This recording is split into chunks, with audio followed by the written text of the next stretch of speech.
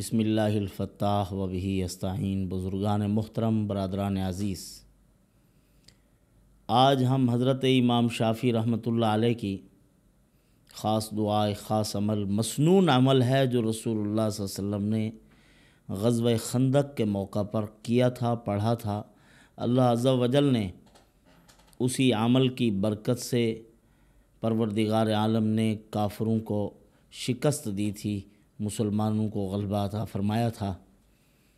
حضرت قاضی ربیع رحمۃ اللہ علیہ فرماتے ہیں، ایک مرتبہ بادشاہ وقت کو غصہ آیا حضرت امام مالک رحمۃ اللہ علیہ پر۔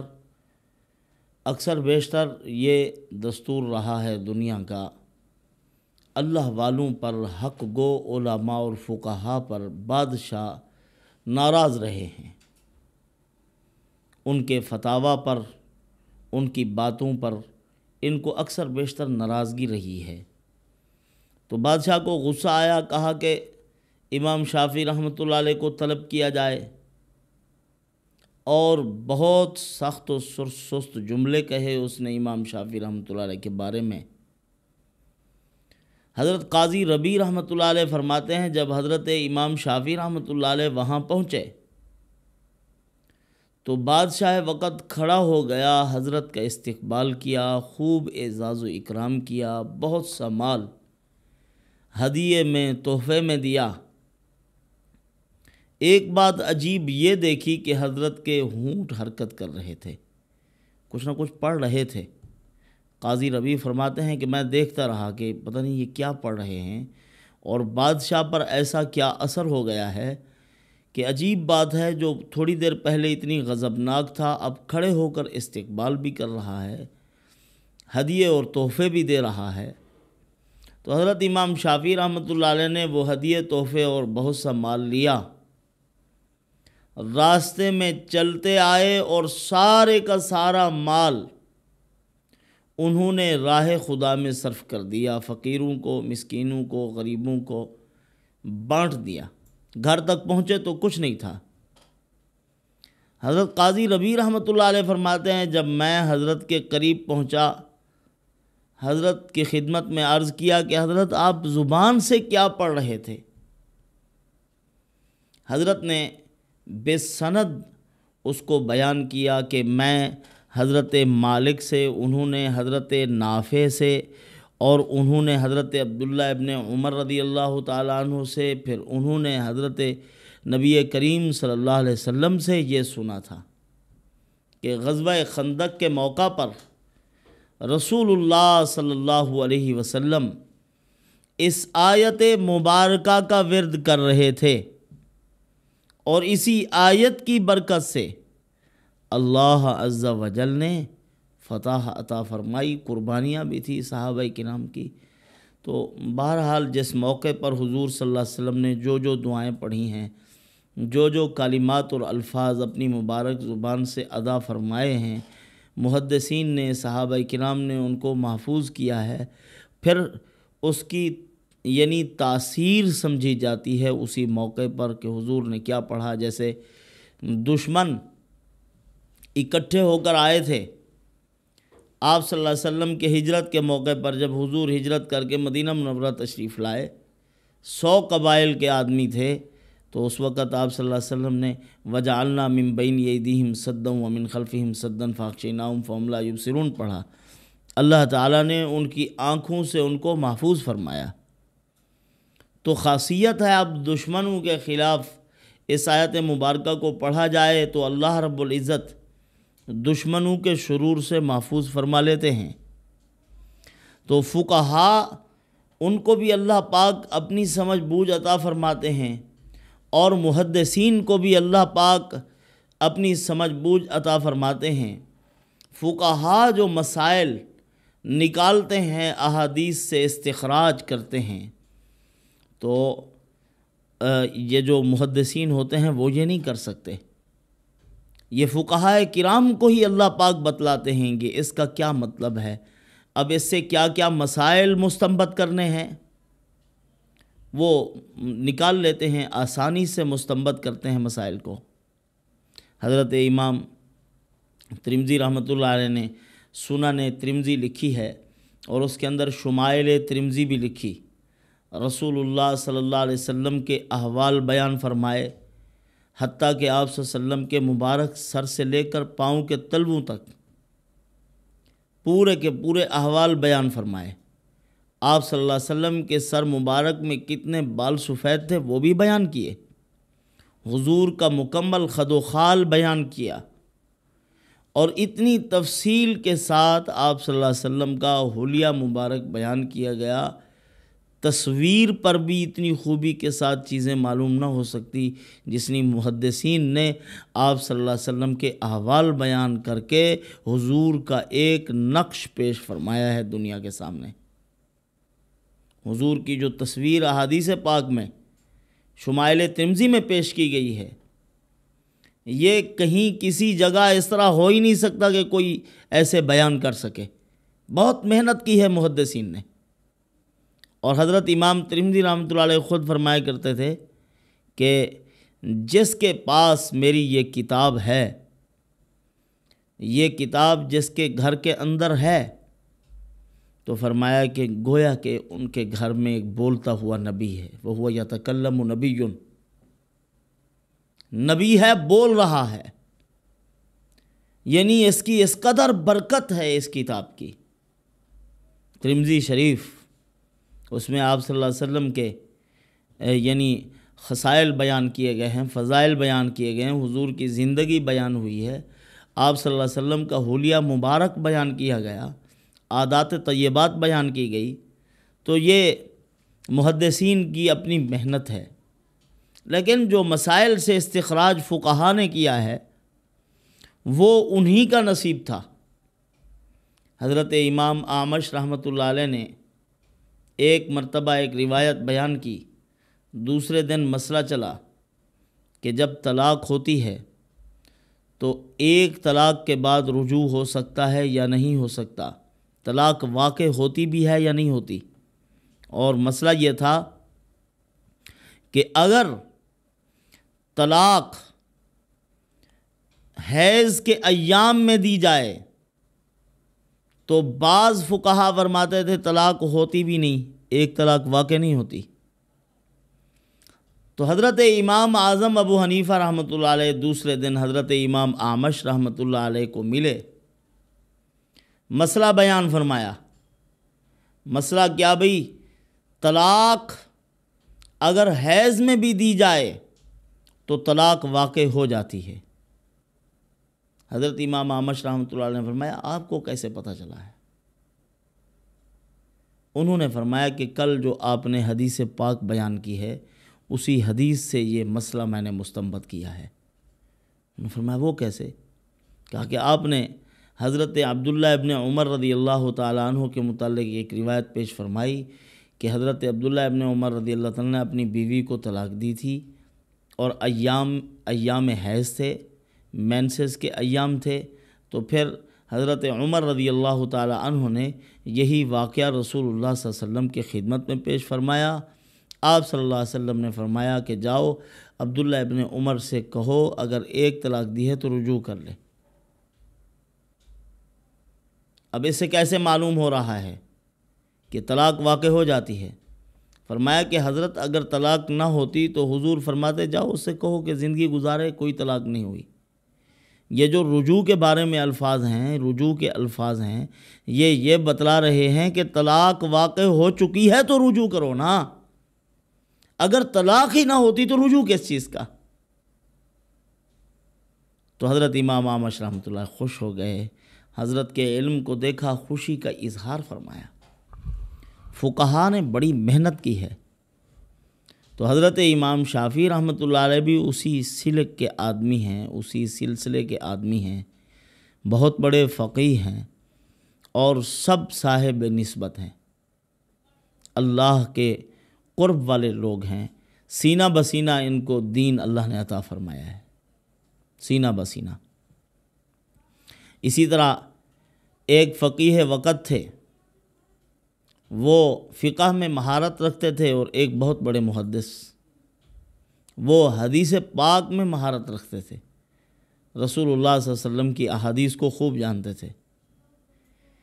ایک مرتبہ ایک محدث درس دے رہے ہیں اور مسائل بیان فرمائے، درس کے دوران ایک عورت وہاں سے گزری، اس نے ایک سوال کیا ان سے، کہا کہ جناب آپ بڑے محدث ہو، آپ کو اللہ تعالیٰ نے بہت علم عطا فرمایا ہے، تو ذرا مجھے یہ مسئلہ تو بتاؤ، میں عورتوں کو غسل دیا کرتی ہوں اور بعض اوقات میرے ایام چل رہے ہوتے ہیں، تو ان خاص ایام میں بھی میں غسل دیتی ہوں، میں تو ناپاک ہوتی ہوں، کیا میت پاک ہو جاتی ہے؟ تو وہ بڑی کشمکش میں پڑ گئے محدث وقت کہ پتہ نہیں کیا اب میں اس کا جواب دوں، پاک کرنے والا خود ناپاک ہے، یہ کیسے پاک ہوں گی؟ میت کیسے پاک ہوگی؟ سوچ بچار میں پوری جماعت سر پکڑ کے بیٹھی ہوئی ہے کہ بنے گا کیا؟ تو وہاں سے ایک فقیہ وقت گزر رہے تھے، فقہ پڑھ رہے تھے کہیں سے، تو وہاں سے گزرے، ان سے کہا کہ کیوں پریشان بیٹھے ہو؟ وہ تمام کی تمام جماعت استاذ بولے کہ مسئلہ یہ ہے کہ ایک عورت نے ہمیں بڑی کشمکش میں ڈال رکھا ہے، آئی اور ایک سوال کر کے چلی گئی، پوری جماعت پریشان ہے۔ کہا کہ جناب سوال کیا ہے؟ کہا کہ سوال یہ ہے کہ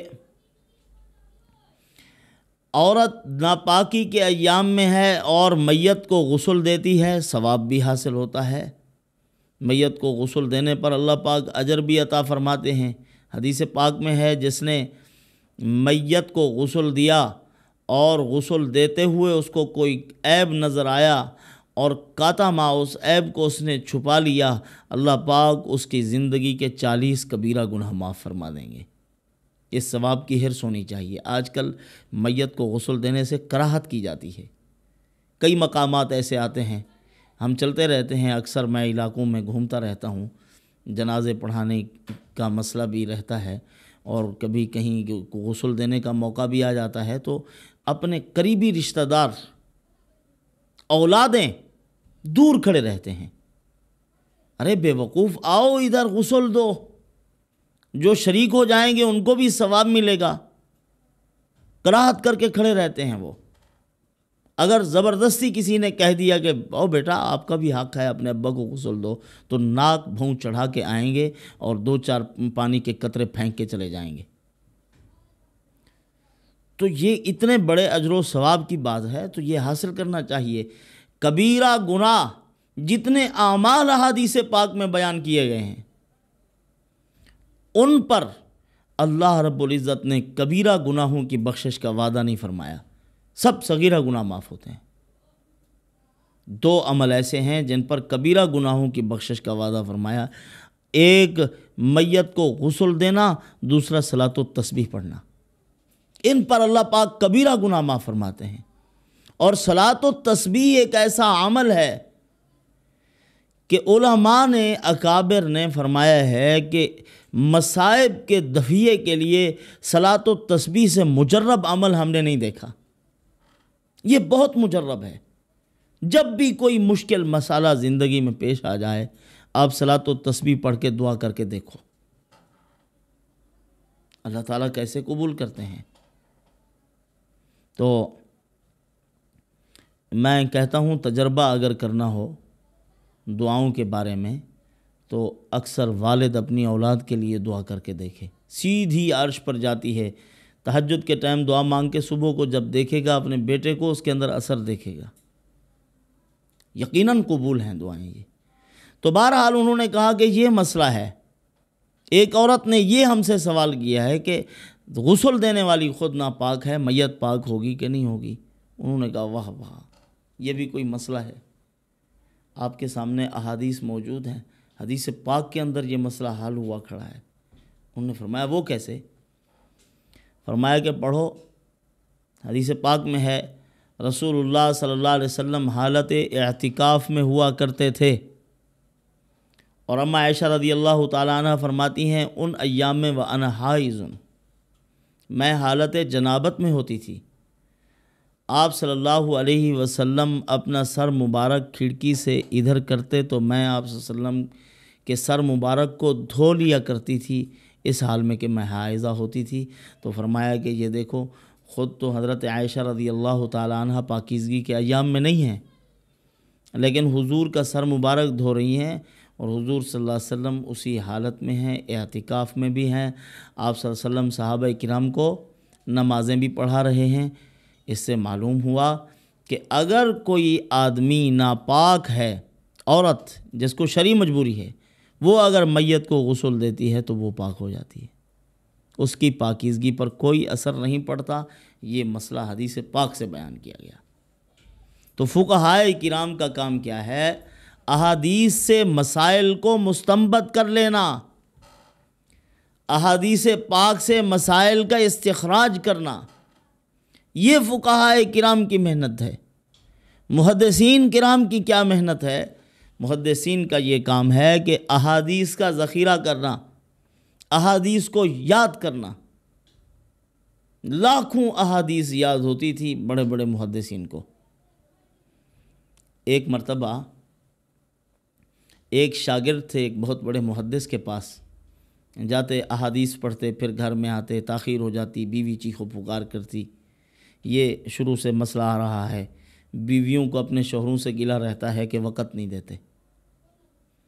حضرت مولانا یحییٰ رحمۃ اللہ علیہ کے بارے میں ہے، ان کی جو بیویاں تھیں حضرت شیخ زکریا رحمۃ اللہ علیہ کی بیٹیاں تھیں۔ ایک بیٹی فوت ہو گئی، پھر دوسری بیٹی دی تھی حضرت نے۔ تو بڑی اللہ کی ولیاں تھیں، اور ان کے بارے میں یہ مشہور ہے کہ پہلی بیوی حضرت کی وقت کی رابعہ بصریہ تھی، جو کہتی کہ آپ جاؤ دین کا کام کرو، ہمارا کوئی مطالبہ نہیں، ہم اپنے تمام حقوق آپ کو معاف کرتی ہیں، آپ چلے جائیں، جا کر دین کا کام کریں۔ حضرت نے ساری زندگی دعوت و ارشاد کے میدان میں کام کیا ہے، اور کوئی مسئلہ نہیں ہوا گھر میں۔ اسی طرح مولانا الیاس رحمۃ اللہ علیہ، ان کی بیوی بھی کبھی بھی کوئی سوال نہیں اٹھایا تھا حضرت کے سامنے۔ جو دین کا کام کرتے ہیں اللہ پاک پھر ان کے گھر کو بھی ان کے موافق بنا دیتے ہیں۔ تو اس کی بیوی نے اس محدث کو جو پڑھ رہا تھا ابھی کہا کہ آتا جاتا ہے کچھ نہیں، آپ کو سارا دن وہاں لگا کے آ جاتے ہو، آپ کے استاذ کو بھی کچھ نہیں آتا۔ انہوں نے فرمایا کہ اگر میرے استاذ کو 1,00,000 احادیث یاد نہیں تو پھر تجھے طلاق۔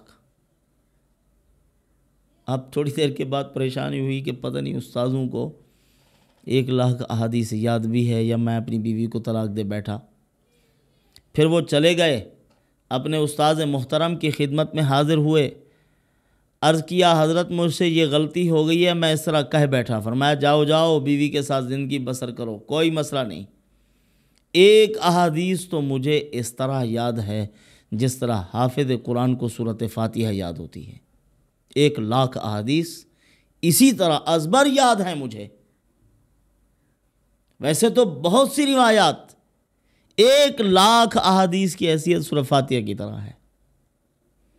تو اتنی بڑی محنت کی ہے محدثین نے، فقہائے کرام نے۔ یہ امت کا محسن طبقہ ہے، لیکن افسوس کی بات یہ ہے کہ ہم کبھی بھی اپنے اکابر اور بزرگوں کے لیے دعائیں نہیں مانگتے۔ انہوں نے ساری ساری رات جاگ کر ہمارے لیے احادیث طیبہ سے شرعی مسائل اخذ کیے ہیں۔ محدثین کرام نے ہمارے لیے احادیث کا ذخیرہ اکٹھا کیا ہے۔ آج اگر ہم راہ راست پر ہیں یا ہمارے اندر سے اخلاق نبوت کی خوشبو آتی ہے، یہ انہی کی محنت ہے، سب کچھ انہوں نے محفوظ کیا۔